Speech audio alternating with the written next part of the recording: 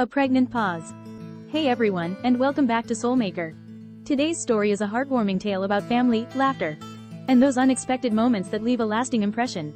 It all unfolds on a sweltering summer day in Minnesota, at a wedding that takes a hilarious turn.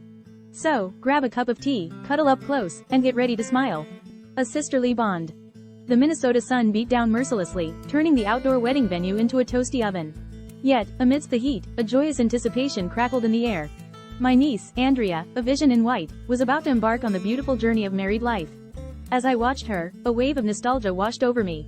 25 years ago, a tiny Andrea, barely fitting into a flower girl's dress, had skipped down the aisle alongside her older sister, Cristina. Now, Cristina stood beside Andrea, no longer a wide-eyed child, but a radiant woman, heavily pregnant, her due date a mere 2 weeks away. The baby watch. Cristina's condition had prompted a silent agreement between my husband, Tom, and I.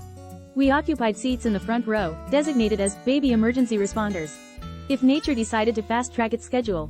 Cristina, however, had assured us with a confident smile, "Don't worry, Aunt Martha. This one's running on time." A seasoned mother, she claimed to be immune to the last-minute jitters that plagued first-time moms. A shift in plans. The ceremony unfolded beautifully, tears welling up during the vows, smiles stretching across faces as the happy couple exchanged rings. Everything flowed with a smooth, well-rehearsed rhythm. Or so I thought. Then, in the middle of the minister's closing remarks, I saw a shift in Cristina's demeanor. Her carefree grin vanished, replaced by a flash of sheer panic. She abruptly turned and descended the small stage leading out of view. A ripple of confusion passed through the guests, their attention momentarily diverted from the lovebirds at the altar. The real emergency. My heart shot into my throat. "Oh my God," I whispered to Tom, the unspoken message passing between us in a panicked glance. "The baby. It couldn't be." We rose cautiously, careful not to disrupt the ceremony, and followed the direction of Cristina's descent. We found her doubled over, a hand pressed against the prominent mound of her belly. Relief washed over me momentarily. "Cristina? Are you all right?" I rushed to her side, panic still clinging to my voice.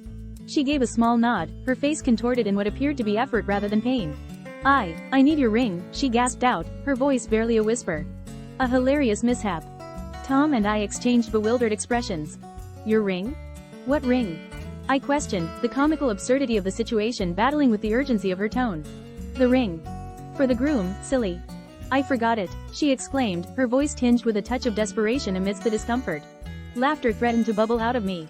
"Cristina, honey," I said, trying to maintain a semblance of seriousness. "We thought you were going into labor." Her eyes widened in realization. The urgency in her voice softened a tad, replaced by a sheepish grin. "Oh," she mumbled. "Right. Sorry. I was just trying to be discreet." The great ring rescue. Tom, stifling his own amusement, reached for the familiar gold band on his finger. 25 years of wear and tear had left it a little crooked. A testament to countless handshakes and the passage of time. More alarmingly, the humidity in the air seemed to have conspired against him at this crucial moment. The ring, normally loose enough to slip off with ease, now seemed determined to stay put. He twisted, tugged, and coaxed, his face reddening with effort. The gold band, however, wouldn't budge. The crowd, thankfully, remained blissfully unaware of the drama unfolding just off the stage. The mismatched ring. Finally, with a small grunt of triumph, Tom managed to liberate the ring. Cristina snatched it, her expression a mix of gratitude and amusement, and rushed back to her designated spot beside the bride just as the minister was about to pronounce them husband and wife. The rest of the ceremony unfolded in a surreal haze. My eyes were glued to the groom's face as he reached out to receive the ring. His initial bewildered expression morphed into amusement as he saw the misshapen gold band the minister held up for blessing. A legacy of laughter. The exchange of rings was a masterpiece of comedic timing. Andrea, clearly puzzled by the sight of the slightly oval-shaped symbol of eternal love, gave her sister a questioning look before slipping it onto her husband's finger. Throughout the ceremony, I held Tom's now bare hand, tracing the faint outline left behind by the ring.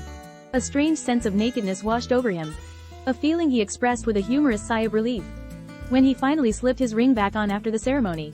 The reception was a joyous affair, filled with laughter, well wishes, and of course, the obligatory ribbing directed at Cristina. As the newlyweds made their rounds, greeting guests and soaking in the celebratory atmosphere, they found their way to Tom and me. So there you have it, Soulmakers, a wedding day fumble that turned into a cherished family memory. What are some of the funniest mishaps you've experienced at weddings? Share your stories in the comments below, and don't forget to like this video and subscribe to the channel for more heartwarming tales. And if you'd like to hear more stories about this wacky family, let me know in the comments.